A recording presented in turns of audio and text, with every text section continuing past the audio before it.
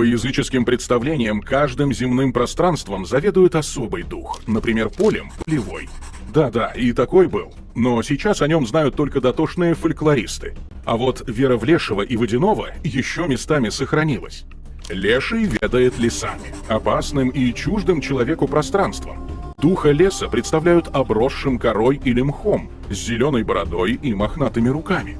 В народе считали, что леший без причины не тронет человека, но из баловства может завести его глубоко в лес и погубить.